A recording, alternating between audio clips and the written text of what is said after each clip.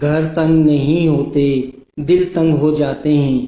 ایک گھر میں رہتے ہوئے لوگ اجنبیوں کی طرح رہتے ہیں۔ بات احساس کی ہے، بس دعا ہی کی جا سکتی ہے کہ اللہ ہم سب کو ہدایت دے، ایک دوسرے کا احساس پیدا فرما دے۔ بلا شبہ قبرستان ایسے لوگوں سے بھرے پڑے ہیں جو یہ سمجھتے تھے کہ وہ بوڑھے ہونے پر اپنی زندگی اسلام کے مطابق ڈھال لیں گے، لیکن افسوس کہ وہ اس عمر تک نہ پہنچ پائے۔ اے میرے اللہ، ہمیں موت سے پہلے موت کی تیاری کرنے کی توفیق عطا فرما۔ مشکل وقت میں ہمیشہ دعا کیا کریں، کیونکہ جہاں انسان کا حوصلہ ختم ہو جاتا ہے وہاں سے رحمت خداوندی شروع ہوتی ہے۔ زمانے کی گردش سے دل برداشتہ نہ ہو، اس لیے کہ صبر اگرچہ کڑوا ہے لیکن اس کا پھل میٹھا ہے۔ برداشت کرنا زندگی کا ایک اہم اصول ہے۔ جس شخص کے پاس قوت برداشت ہے وہ کبھی ہار نہیں سکتا۔ لوگ تم سے چاہے جو بھی چھین لیں پر تمہارا مقدر نہیں چھین سکتے۔ انسان اپنے اوصاف سے ہی حسین بنتا ہے، اونچا عہدہ حاصل کرنے سے نہیں، کیونکہ اونچے مینار پر بیٹھنے سے کوا عقاب نہیں بن جاتا۔ بچہ چاہے جتنی آہستہ آواز سے روئے، وہ آواز سوئی ہوئی ماں کو جگا دیتی ہے۔ تو یہ کیسے ممکن ہے؟ وہ رب نیند آتی ہے اور نہ اونگ، جو اپنے بندوں سے ماں سے 70 گنا زیادہ محبت کرتا ہے، اپنے بندے کی آہ پر اس کی فریاد نہ سنے، اپنے بندے کی حاجت پوری نہ کرے۔ اللہ سے گڑ گڑا کر مانگنے والے بنو، ہر مشکل آسان ہو جائے گی۔ اپنی زندگی میں محبت کی سب سے اعلیٰ مثال تب دیکھی جب سیب 4 تھے اور ہم 5۔ تب اماں نے کہا مجھے سیب پسند ہی نہیں۔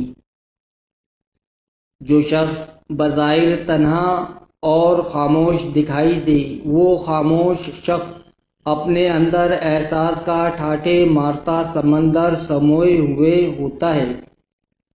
وہ فاصلے جو برسوں میں نہیں مٹ پاتے، اپنوں کی ذاتی کو معاف کر دینے سے پل بھر میں مٹ جاتے ہیں۔ مشکل وقت ہمیشہ کے لیے مشکل نہیں رہتا۔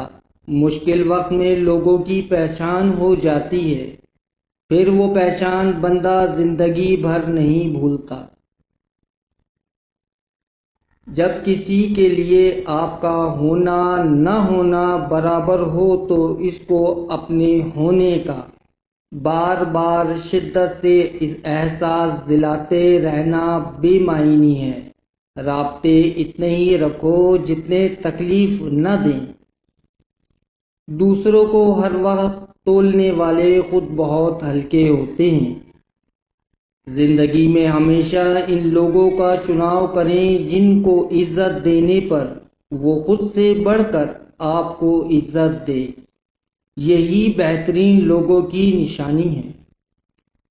جس دن تم دوسروں کا درد خود پر محسوس کرنے لگو تو سمجھ لینا اشرف المخلوقات ہو۔ صبر کی ایک بات بہت اچھی ہے، جب آ جاتا ہے تو کسی کی طلب نہیں رہتی۔ دعا کی مقبولیت آواز کی بلندی نہیں بلکہ دل کی تڑپ کا تقاضا کرتی ہے، کیونکہ دعا صرف الفاظ کا مجموعہ نہیں، روح کی طلب اور کیفیت کا نام ہے۔ ہر نیا منٹ شروع ہو کر یہ اعلان کرتا ہے جو شخص بھلائی کرنے کی قدرت رکھتا ہے تو کر لے، اس لیے کہ میں دوبارہ لوٹ کر آنے والا نہیں ہوں۔ سجدہ کرتے وقت یہ سوچا کرو کہ تم سے بڑھ کر گناہ گار کوئی نہیں ہے اور اس سے بڑا مہربان کوئی نہیں ہے۔ رشتوں کی بقا کے لیے رابطے ضروری ہے، کیونکہ نظر انداز کرنے سے تو اپنے ہاتھوں سے لگائے ہوئے درخت بھی سوکھ جاتے ہیں۔